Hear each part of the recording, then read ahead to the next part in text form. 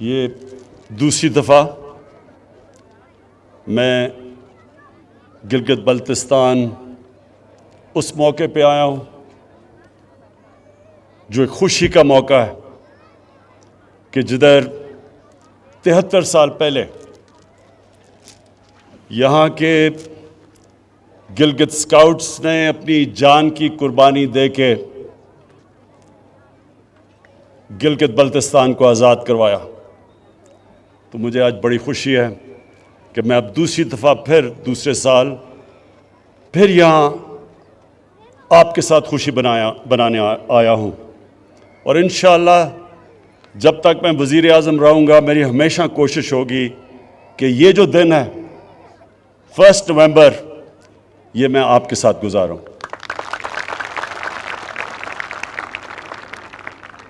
میں گلگت 15 سال کی عمر پہ پہلی دفعہ آیا. تب یہ کاراکورم ہائی وے بن رہا تھا. میں اپنے اسکول کی ٹریکنگ ٹیم کے ساتھ آیا اور وہ جو 15 سال سے مجھے ٹریکنگ کا شوق ہوا وہ آج تک ہے. اور وہ اس لیے کہ اس سارے علاقے میں جو ٹریکنگ ہے وہ دنیا میں کہیں نہیں. یہ وہ اللہ نے اس علاقے میں وہ خوبصورتی دی ہے اور اس طرح کے جو پہاڑ ہیں اور ان پہاڑوں کے اندر جو علاقے ہیں وہ کہیں دنیا میں نہیں ہیں. تو میں صرف ایک میرا پرائم منسٹر بننے کا ایک نقصان یہ ہوا کہ میں اب ٹریکنگ نہیں کر سکتا، لیکن جب بھی موقع ملا تو انشاءاللہ یہاں پھر سے آؤں گا ٹریکنگ کرنے کے لیے. خواتین و حضرات، آج ایک تو خراج تحسین پیش کرنا تھا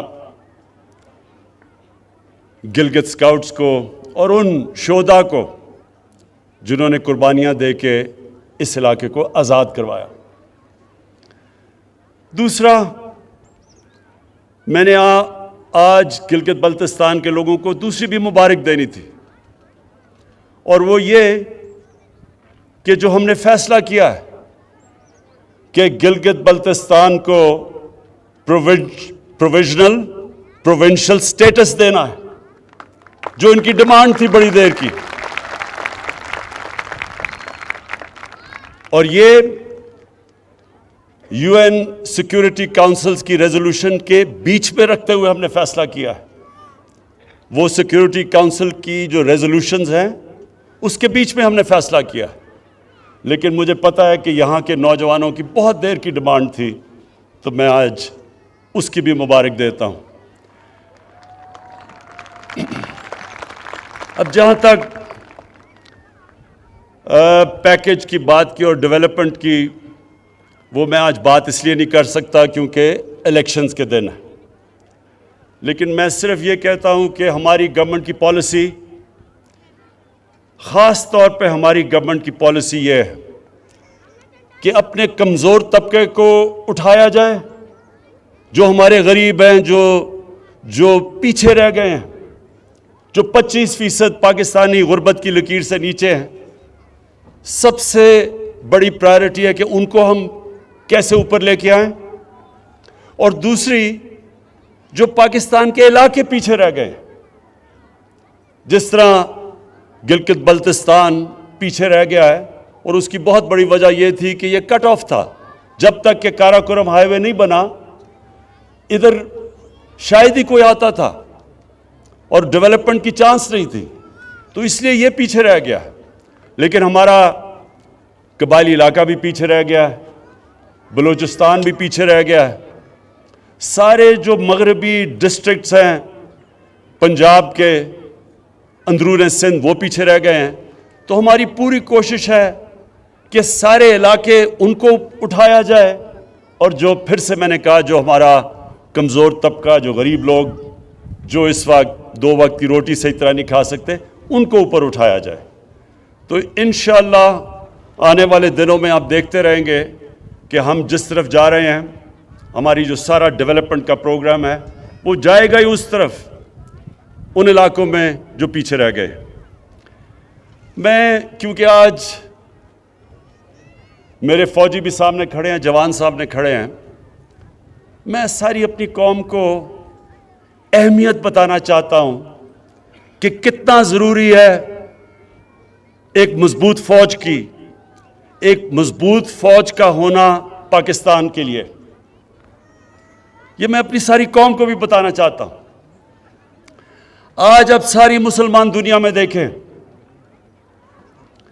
شروع کریں لیبیا سے، پھر صومالیہ پہ جائیں، پھر سیریا جائیں، پھر یمن جائیں، پھر افغانستان کو دیکھیں، پھر عراق کو دیکھیں، تباہی مچی ہوئی ہے، یا جنگیں ہو چکی ہیں یا ہو رہی ہیں، لیکن عوام مشکل میں ہے،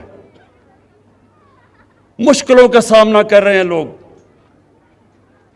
اور اس کے بعد یہ دیکھیں کہ ہمارے ملک کا جو اس وقت ہمسایہ ہے،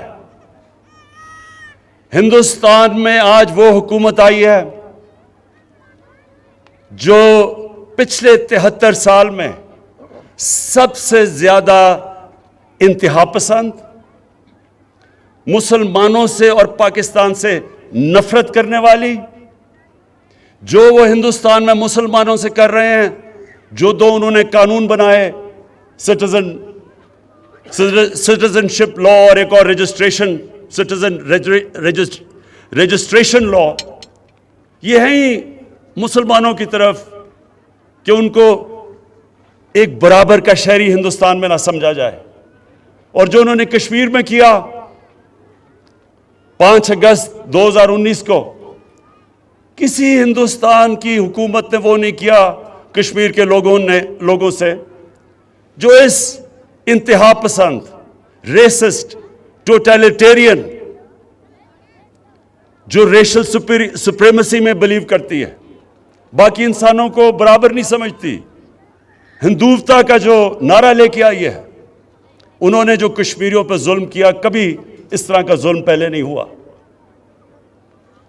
تو اس تناظر میں دیکھنا چاہیے کہ کتنی ضرورت ہے آج ہمیں ایک مضبوط پاکستان کی فوج کی اور سیکیورٹی فورسز کی۔ کوئی ہفتہ نہیں گزرتا جب ہمارے سیکیورٹی فورسز اپنی جان کی قربانیاں نہیں دیتے۔ پرانے قبائلی علاقہ جو مرج ڈسٹرکٹس ہیں، اب ادھر سے لے کے اب بلوچستان، کراچی میں بھی کبھی کبھی ایک پورا پلان سے پاکستان کے خلاف دہشت گردی کی جا رہی ہے۔ اور کون ان کے سامنے کھڑا ہے؟ ہمارے فوجی، ہماری سیکیورٹی فورسز، جو اپنی جان کی قربانیاں دیتی ہیں۔ اور ہم وہ خوش قسمت ملک ہیں کہ جو پچھلے 15 سال میں جس طرح کی 15 سال میں دہشت گردی پاکستان میں ہوئی، اور جو ہمارے دشمنوں نے پورا فائدہ اٹھایا اس سے اور ہمیں ڈی سٹیبلائز کرنے کی کوشش کی، ہم اپنی آج سیکیورٹی فورسز کو داد دیتے ہیں کہ ان کی وجہ سے آج پاکستان محفوظ ہے، اور ان کی وجہ سے، ان کی قربانیوں کی وجہ سے آج ہمارا وہ حال نہیں ہے جو کئی اور مسلمان ملکوں کا حال ہے۔ اور ہمیں یہ بھی پتہ ہے کہ یہ جو نریندر مودی کی حکومت ہے، یہ ہر قسم کا اندر انتشار صرف دہشت گردی کے ذریعے نہیں، جو ان کا کلبھوشن یادو نے جو بتایا کہ کیسے بلوچستان میں اور کراچی میں اس کی مشن تھی دہشت گردی کرنے کی، یہ اندر اور انتشار پھیلا رہے ہیں۔ شیعہ سنی کی لڑائی پلان کیا ہوا تھا کہ شیعہ اور سنی کے عالموں کو قتل کروائیں تاکہ انتشار پھیلے، اور وہ بھی میں آج داد دیتا ہوں اپنی انٹیلیجنس ایجنسیز کو کہ جنہوں نے بہت ان کے پروگرام تھے انتشار پھیلانے کے، وہ پاش کیے۔ میں آج جو آخر میں بات کرنا چاہتا ہوں وہ ایک آج آج کل کے دنوں میں ایک پورا پلان بنا ہوا ہے. ہمارے وہ لوگ جو کہ اپنے آپ کو ڈیموکریٹس کہتے ہیں, سیاستدان کہتے ہیں, وہ پوری طرح آج ہماری پاکستانی فوج کے اوپر اور پاکستان کی عدلیہ کے اوپر انہوں نے پورا ڈسکریڈٹ کرنے کا ان کو پروگرام بنایا. لیکن یہ کیوں ہے؟ یہ آج سب میں اپنی قوم کو بتانا چاہتا ہوں یہ کیوں ہو رہا ہے. میرا جو پہلا جب میں وزیر اعظم بنا تو جو میرا پہلا خطاب تھا, اگر آپ وہ دیکھیں تو اس میں میں نے دو خاص طور پہ چیزیں کہی. میں نے یہ کہا کہ جن لوگوں نے 30 سال سے اس ملک کو لوٹا, 30 سال سے اس ملک کا پیسہ چوری کر کر کے باہر لے کے گئے ہیں, یہ سب اکٹھے ہو جائیں گے. یہ اکٹھے میرے خلاف اس لیے ہوں گے کہ ان کو پتا ہے کہ میرے تو 24 سال کی کیمپین ہی یہ تھی کہ اس ملک میں کرپشن کا سامنا کریں. جب تک کرپشن ہے ملک آگے نہیں بڑھ سکتا. اور میں نے کہا یہ سب اکٹھے ہوں گے. اور میں نے دوسری بات کہی کہ جس چیز میں پاکستان کا فائدہ ہے اس چیز میں ان کا نقصان ہے, اور جس چیز میں ان کا فائدہ ہے وہ پاکستان کو نقصان ہے. یہ چاہتے ہیں کہ ان کی ساری کرپشن جو انہوں نے اس ملک کا پیسہ لوٹ کے باہر لے کے گئے ہیں, یہ چاہتے ہیں کہ کسی نہ کسی طرح مجھے بلیک میل کریں اور میں ان کو NRO دے دوں, یعنی کہ ان کو معاف کر دوں جو انہوں نے اس ملک کا پیسہ چرایا. پاکستان کا فائدہ ایک چیز میں ہے کہ یہاں قانون کی بالادستی قائم ہو, طاقتور اور کمزور کے لیے قانون بنے. یہ نہیں کہ صرف بیچارے وہ لوگ جو مجبوری میں چوری کرتے ہیں وہ جیلوں میں جائیں اور بڑے بڑے ڈاکو ان کو NRO مل جائے اور وہ دندراتے پھریں اور وہ بار بار آ کے پھر ملک کو لوٹیں. قانون کی بالادستی کا مطلب کہ طاقتور اور کمزور کے لیے ایک قانون. اگر طاقتور چوری کرتا ہے تو اسی طرح احتساب ہو جو عام آدمی کا ہوتا ہے. تو یہ میں نے کہا کہ ان کا جو انٹرسٹ ہے وہ پاکستان کے انٹرسٹ کے خلاف ہے, اور یہ آج ثابت ہو رہا ہے. سب اکٹھے بھی ہو گئے ہیں اور پوری طرح بلیک میل. پہلے انہوں نے مجھے بلیک میل کرنے کی کوشش کی معاشیت پہ, الیکشن جی غلط ہو گیا, ہم نے کہا کھول دو الیکشن, ادھر سے بھی بھاگ گئے. معاشیت اللہ کا شکر ہے کہ ایک وہ ملک کے چھوڑ کے گئے تھے جس کا دیوالیہ نکلا ہوا تھا, اللہ کا کرم ہے کہ وہ بھی صحیح طرف لگ گیا ہے. اس کے بعد کرونا کے اوپر انہوں نے کوشش کی. آج دنیا اکنالج کرتی ہے کہ جس طرح پاکستان کرونا سے نکلا ہے شاید ہی کوئی اور ملک نکلا ہو. پھر فیٹف کے اوپر جو ہندوستان پوری کوشش کر رہا تھا کہ پاکستان کو فیٹف میں بلیک لسٹ کروائیں, اس پہ بلیک میل کرنے کی کوشش کی, اس میں بھی میں بلیک میل نہیں ہوا. تو اب انہوں نے پاکستانی فوج کی طرف, پاکستان کے آرمی چیف, ISI کے چیف کے اوپر اب انہوں نے بندوقیں تانی ہوئی ہیں. پہلے تو میں آج اللہ کا خاص شکر ادا کرتا ہوں کہ اگر یہ ISI کے چیف کو اور آرمی چیف کے خلاف بات کر رہے ہیں, اس کا مطلب میں نے بالکل ٹھیک ان کو منتخب کیا. یہ میری سلیکشن بالکل ٹھیک تھی, کیونکہ اگر یہ ڈاکو ان کے خلاف بول رہے ہیں اس کا مطلب وہ ٹھیک لوگ ہیں. دوسری, میں آپ سب کے لیے, اپنی قوم کے لیے ایک چیز کہنا چاہتا ہوں کہ آپ اگر اسلام کی تاریخ پڑھیں, بر صغیر میں مسلمانوں کی تاریخ پڑھیں, تو مسلمان بہت کم, جب مقابلہ ہوتا تھا دشمن کا اور مسلمانوں کا, ڈٹ کے مقابلہ کرتا تھا مسلمان.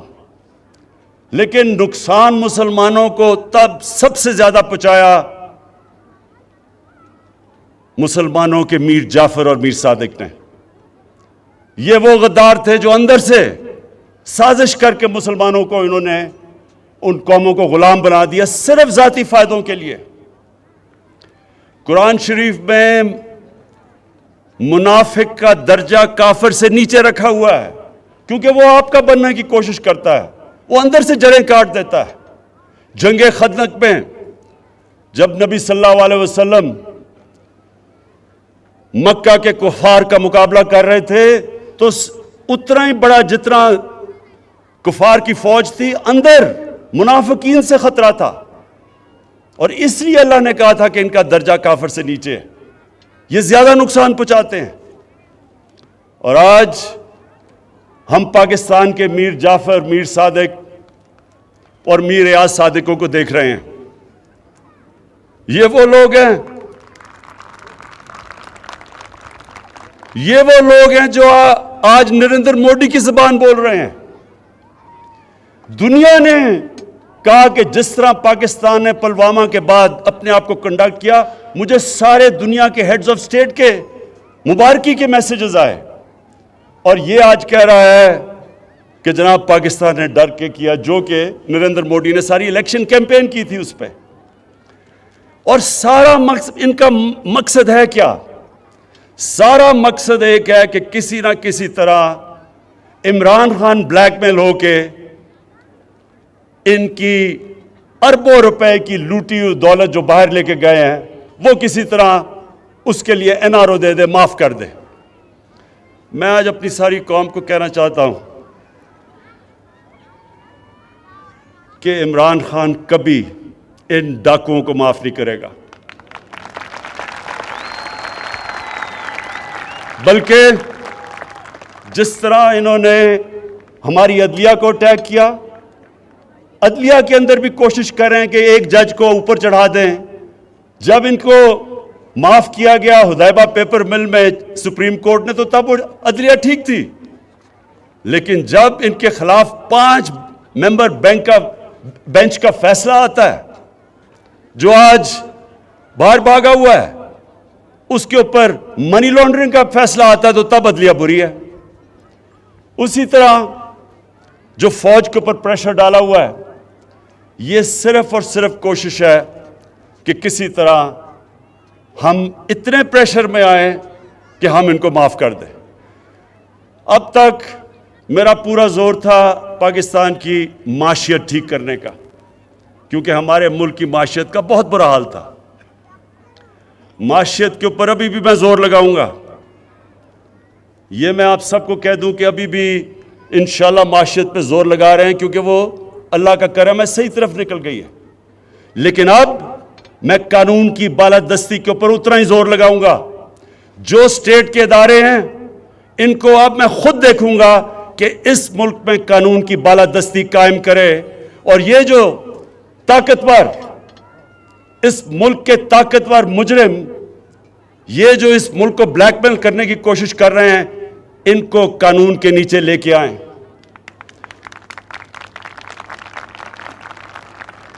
اور انشاءاللہ آنے والے دنوں میں آپ دیکھیں گے کہ کس کی ٹانگیں کامتی ہیں اور کس کے ماتھے پہ پسینہ آتا ہے. یہ ساری قوم دیکھے گی. شکریہ.